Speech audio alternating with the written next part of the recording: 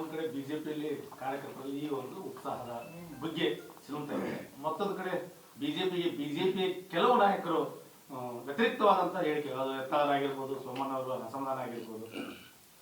ನೋಡಿ, ಯತ್ನಾಳ್ ಆಗಲಿ, ಸೋಮಣ್ಣ ಆಗಲಿ, ಈ ರೀತಿ ಅರವಿಂದ್ ಬೆಲ್ಲದ್ದಾಗಲಿ, ಈ ರೀತಿ ಒಂದು 3-4 ಜನ ನಿಜಕ್ಕೂ ನೀವು ಹೇಳಿದಾಗೆ ಸ್ವಲ್ಪ ಅವ್ರಿಗೆ ಅಸಮಾಧಾನ ಇದೆ ಅಂತ ಬಹಿರಂಗವಾಗಿ ಅವ್ರು ಹೇಳಿದ್ದಾರೆ. ಈ ಥರ ಏನು ನಾನು ಕೂಡ ಮುಚ್ಚುಮರೆ ಮಾಡಲ್ಲ, ಇಲ್ಲ ಇಲ್ಲ ಇಲ್ಲ ಅವ್ರದ್ದೇನು ಅಸಮಾಧಾನ ಇಲ್ಲ, ಈ ರೀತಿ ಸುಳ್ಳೇನು ನಾನು ಹೇಳೋಕ್ಕೆ ಇಷ್ಟಪಡಲ್ಲ. ನೀವೇನು ಗಮನಿಸಿದಿರಿ ಅದು ಹೌದು, ನಿನ್ನೆ ತನಕ ಇತ್ತು.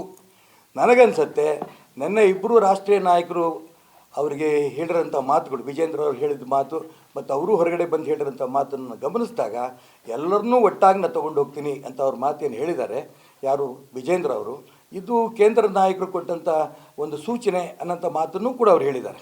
ಆ ದಿಕ್ಕಿನಲ್ಲಿ ಬರೋಂಥದ್ದೇನು ಯಾವುದೇ ವ್ಯಕ್ತಿ, ಈಗ ಭಾರತೀಯ ಜನತಾ ಪಾರ್ಟಿ ನರೇಂದ್ರ ಮೋದಿ ಬಗ್ಗೆ ಯಾರಿಗೂ ಗೊಂದಲ ಇಲ್ಲ.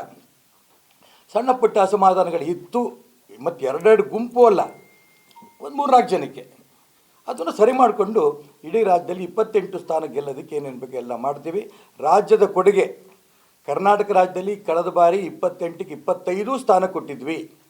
ಇದೇ ಪರಿಸ್ಥಿತಿ ಇದು ಕರ್ನಾಟಕ ರಾಜ್ಯದಲ್ಲಿ ಕಳೆದ ಬಾರಿನೂ ಕೂಡ. ಸಿದ್ದರಾಮಯ್ಯನವರೇ ಮುಖ್ಯಮಂತ್ರಿ ಇದ್ದರು, ಕಾಂಗ್ರೆಸ್ ಸರ್ಕಾರವೇ ಇತ್ತು, ಆದರೂ ಕೂಡ 25 ಸ್ಥಾನ ತೊಗೊಂಡಿದ್ವಿ ನಾವು. ಈಗಲೂ ಕಾಂಗ್ರೆಸ್ ಸರ್ಕಾರ ಇದೆ, ಅದೇ ಸಿದ್ದರಾಮಯ್ಯ ಮುಖ್ಯಮಂತ್ರಿ ಆಗಿದ್ದಾರೆ, ಇನ್ನು ಡಿ ಕೆ ಶಿವಕುಮಾರ್ ಬೇರೆ ಜೊತೆ ಸೇರ್ಕೊಂಡಿದ್ದಾರೆ, ಪ್ರಿಯಾಂಕಾ ಖರ್ಗೆ ಇಂಥವರೆಲ್ಲ ಸೇರ್ಕೊಂಡಿದ್ದಾರೆ. ಭಾಳ ಸಂತೋಷ.